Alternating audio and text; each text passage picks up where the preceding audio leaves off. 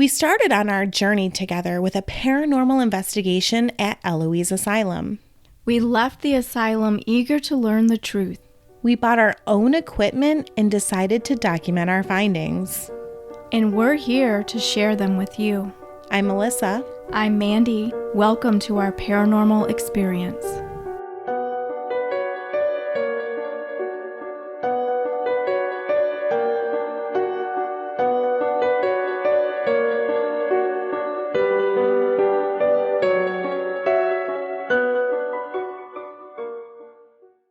Hi, everyone. Hi.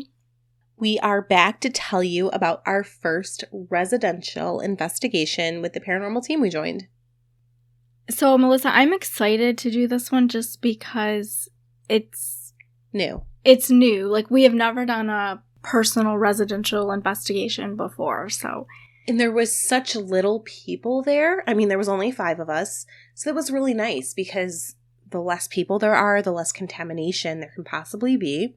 And we also felt like we were kind of helping someone, which was really nice. So this investigation was in Howell, Michigan. Like we said, it was at a residence. They called letting us know that someone had passed away. And since that person had passed away, they had been experiencing paranormal activity. The biggest thing they were concerned about is that they were going to be selling the home of the person that passed away. His children were going to be selling the home, and they just wanted to make sure that he wasn't stuck there. They hated to think of somebody else purchasing the home with him still being there for some reason. Some of the paranormal activity that they had experienced included his touch lamp that he used often going on, and his bedroom door opening on its own. But in their attempts to debunk this on their own, they did feel that it could have potentially been his cat. For the door, not the light. We did shut the door and attempt to push it open, and it does push open when the door is completely shut, but you have to push it pretty darn hard. It doesn't just come open. It wouldn't just blow open in the wind. Unfortunately, we did not experience the lamp coming on or the door opening on its own. But we did start our investigation in his den, which was a room that was frequently used by him. Which is also the room where they said that the light would turn off and on by itself. They were disturbed enough by the light turning off and on that they actually had it unplugged. They weren't scared, but somebody just passed away. I'm sure there's a whole mix of emotions there, and, a light is coming on. So they did unplug it. So we plugged it back in. I did look at the lamp to see if there was a timer. There wasn't. So in this room, we used the spirit box, the necrophonic, the cat balls, and we had our recorders. We decided to use the necrophonic app. Which, of course, we don't put a lot of stock in. If you've listened to us before, we talk a lot about using phone apps and, how we're kind of torn on it. But we did start doing a necrophonic session. We did think that we possibly heard the name of the deceased. We don't want to say his name for privacy reasons, but what is interesting is at this time we did not know his name. We asked them not to tell us his name, so when this is playing and we hear that, it was really interesting. We don't know what his name was, so I thought that was kind of a little bit more believable, I guess, right, to be paranormal. Right. It takes away the thought that it could be pareidolia. Correct. One of the investigators also requested the name of his daughter, and we actually did receive that name, but strangely enough, it sounded like a woman's voice instead of a man's. I would love to be able to play those pieces of audio for you, but we just feel like it's a little bit too personal. Yeah, we don't want to give away privacy. But what is interesting is we did find out that the daughter who had asked us to come do the investigation, her mother, so his wife had already passed on, so maybe it was her. We mostly got activity with the K2 meters. Since there is 5 different investigators, the majority of us had our own equipment. There's kind of 3 sets of equipment out. Not everybody has all their stuff out, but we did all have an EMF reader or a K2 meter sitting in front of us. I'm sorry, 3 of us did. And it was really interesting and something that we had never seen before. When all 3 lit up all the way, there's 5 different lights. Green is the lowest light. There's actually 2 greens, a light green, a darker green. And then I believe a yellow, and then an orange and then a red. I mean, they're lighting all the way up. They're triggering the most they can trigger, all 3 of them simultaneously, as we are sitting on the floor of this room. You and I had never seen it before, but what I found even more interesting is 2 of the people that were on the team have been doing this way longer, and they had never experienced that either. Now, I did think as we were sitting there that one possibility could be there's an extreme electrical problem with this house, and the entire room is filled somehow with electricity. I don't know if that's possible. I'm not an electrician, but then it stopped. And a few minutes later, it started again. I mean, it was on and off the entire time we were in the room.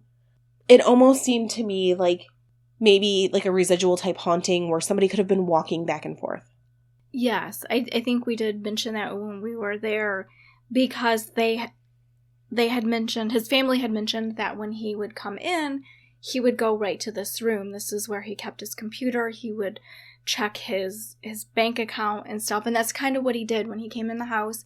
He liked to go right to his desk, and he would walk through that room. So was it him walking across the floor? Maybe. It seemed like it could have been. Or, I mean, it could have been an electrical problem. Yeah, we don't know. But it was interesting, and none of us had seen that before. So the last time it did happen, I did, suggest that it could have been him walking out of the room. Like, he was an older man. It was 8 p.m. I feel like he could have been walking to his bedroom. We did do a spirit box session, and one of the investigators announced that he would turn off the spirit box, and we received what seemed to be our first contact when a very clear wait came through. And I'm going to play that for you here. Wait. So because of that, the investigator gave ample opportunity for more communication, but nothing else happened after that. So we all headed over and went to check out his bedroom. One of the investigators did an EMF sweep, and there was no odd EMF activity. We chilled out for a few minutes. It was kind of break time. The lead investigators on the team were chatting a bit with the client. They had many stories to tell about their father. They seemed so close. They spoke of him so fondly. It was a wonderful yet sad experience. So me and Mandy just kind of chilled in the room and waited and, listened, and we heard a lot of scratching noises. It was definitely strange. So we headed out the front door. It turned out that we were able to debunk it. There was some kind of like sleet ice hitting the side of the siding of the home, and it sounded like a squirrel was trying to scratch its way through. I can't even imagine like trying to sleep in there with that noise. It was kind of loud. It was loud. In this room, I feel like we received the majority of our activity. Upon entering the room, Mandy and I noticed right away that it was significantly colder in there. We did not have a thermometer with us, but it was chilly. Is this paranormal? Like we said, the walls were thin. It was sleeting outside. It could have been leaky windows, but it is something important to note. And another thing to note is this is the room that he passed away in. We've done the EMF sweep. We have our EMF readers on the floor. We're all able to sit a little bit further from each other because this room is a little bit bigger. We're all getting comfortable, and nothing is happening. Our EMFs are steady. Nothing is triggering. No REM pods are triggering. Nothing is triggering. We have all of our equipment down. And then we decided to play music. So Mandy pulled up a 50 station she had for her dad on her phone, and the song Dream Lover started to play. Right away, this is where I feel like it was happy to me. It made me feel very happy. Melissa and I noticed that the K2 started lighting up, and it almost seemed like it was dancing to the music. I mean, it was sitting right in front of me, so I couldn't help but stare at it. And I've never seen a K2 go off like this before. I was consistent through the whole song. It kept going. It kept going. I was mesmerized by it. It seemed to almost be going with the beat. And I do have this on video. We'll post the video to our YouTube. As soon as the song stopped, the meter stopped. So now our question is, could it be Mandy's phone? Could Mandy's phone somehow have been triggering this EMF reader? I went home that night after the investigation. I pulled out my phone. I have the same exact phone as Mandy. Same exact model. I pulled out my phone. I pulled out my K2. Same exact K2 that was going off.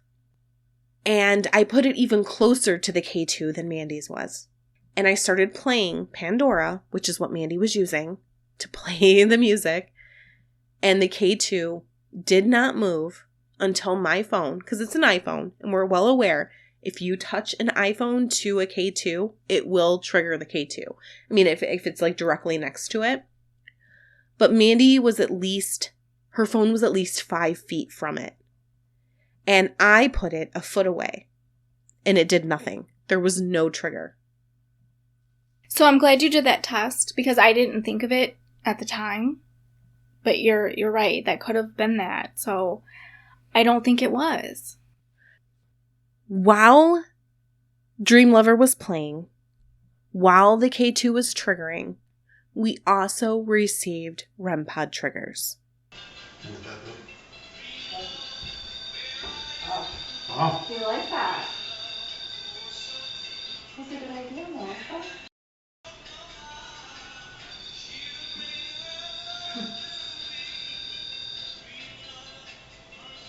That doesn't go up very easy either. No, I just put the battery in it too. Oh, yeah. Which this is where it always makes me feel like, okay, this is real. This is something. Because now we've got Absolutely. 2 things happening at once. So how do you debunk 2, right? And we had a short REM pod trigger, another short REM pod trigger, and then an investigator asked, "Is this your house?" And the REM pod triggered. Did you live in this house?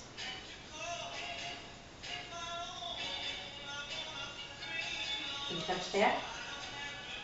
Is this your house? Yeah. Thank you.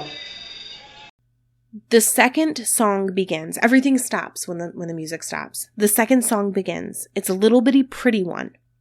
The K2 starts dancing again. It continues to go throughout. I see you smiling, Mandy, because this is such a nice memory. It is.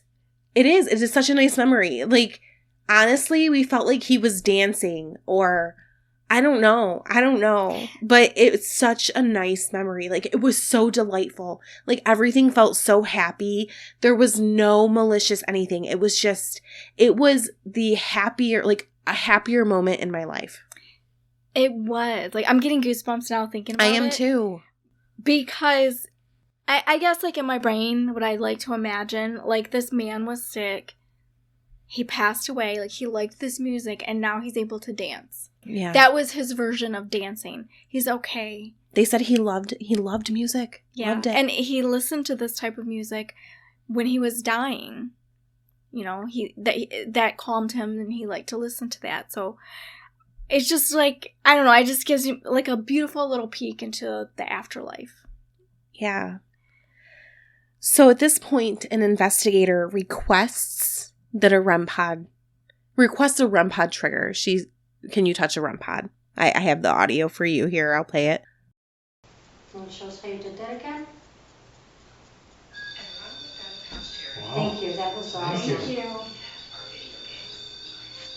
That one too. They're all going off now. Okay, thank you. Can you step away from it, please?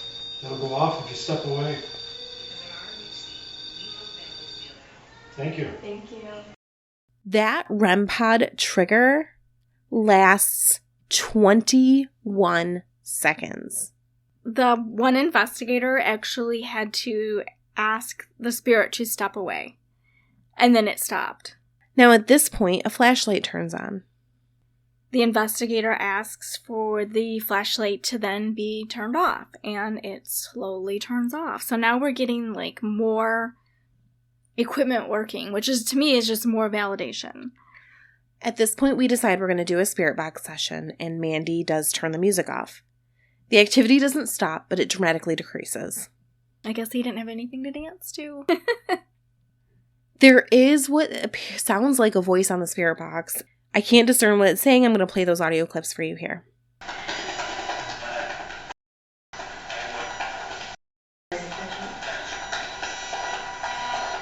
To me, that sounded like the same voice. And I think that that's very interesting. Yeah, it is. A lot of times I feel like we get different voices, so to get the same voice was definitely interesting. But other than that, the activity was kind of slowing down, so we did turn the music back on, and the K2 started going up and down again, kind of dancing along to the music. And this just kept continuing as we played the music, which is just so happy and cute. It makes me smile. We also got flashlight activity. Then we eventually call the client in to speak to her father. And we stop the music, and as we stop the music, the K2 activity stops. They turn on the necrophonic and attempt to facilitate communication between the client and her father. The client talked to her dad and reassured him. And the granddaughter did as well. The EMF went off the whole time, and it wasn't like when the music was on. It seemed like it was different. It seemed like it was responding to them talking, but just kind of an acknowledgement. I picture how when you're you're listening to somebody, you nod your head to say, yes, I'm listening. So that's how I took that going off. Like, I'm here, I'm listening. And she had nothing but beautiful things to say about her father.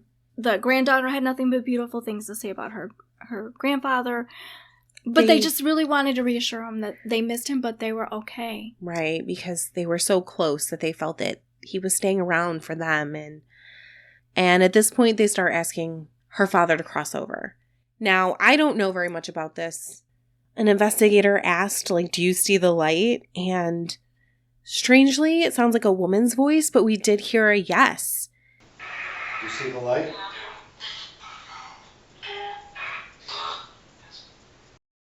And we heard a very clear man's voice say light, and those was on the necrophonic.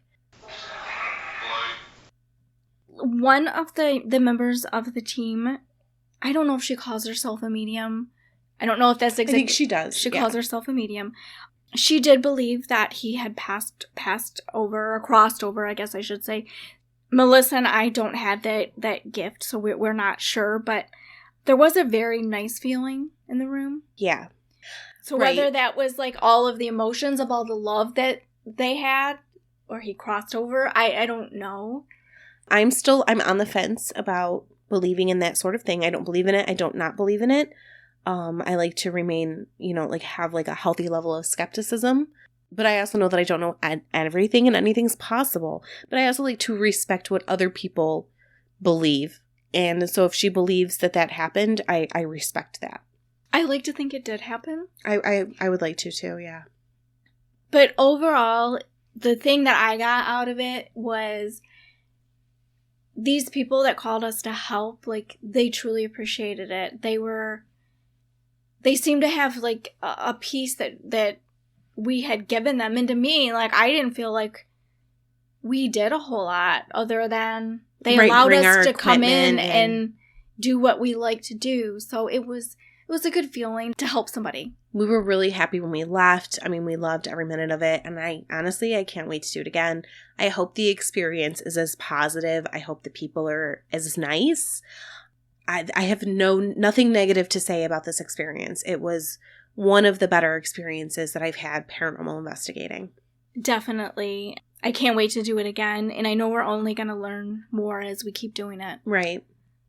Which is definitely a perk, too, of joining the team and being able to do stuff like this, is just learning. And they're not pushing anything on us. They don't push any beliefs on us. They also like to maintain a healthy level of skepticism that seems to be kind of forefront throughout the team. And that's something that I really love about these people. I really like them. They're so nice. They're so welcoming. Yes. So I think we can learn a lot from them. Absolutely. And I can't wait to do more stuff. So when we do, we will get you an episode, and hopefully nobody will be sick for a while so we can get it timely. I really love this episode. And we recorded is it 3 or 4 episodes? This is the third, I think. 3 episodes today. I think I'm actually going to put this one out first just because I love it so much. And I feel like it's been a really long time since we've had a good episode with a lot of good things. And the other ones are good too, but I just feel like this one is the best. So I think what you're going to see here is you're going to see this first episode where we did join the team, and then we're going to have 2 more that are going to be public investigations before we join the team, and you're going to hear a little bit of repetition. You're going to hear me talk about how I've had this really bad cold. I'm still nasally sounding, just about how, it was Christmas break. We were a little bit lazy, but I think I'm going to post this one first just because I really love it. I love talking about it. I loved making this episode. I loved this investigation. I loved it. Loved it. I did too, and now just going over it again, I feel like I love it even more. Yeah. It just brought back a lot of memories. Relive it. Yeah, absolutely. I want to do it again. Took a lot from it. I think it really brought them some peace. Anyway, I hope you enjoyed this episode, and we hope to bring you more just like this. Okay, bye guys. Bye.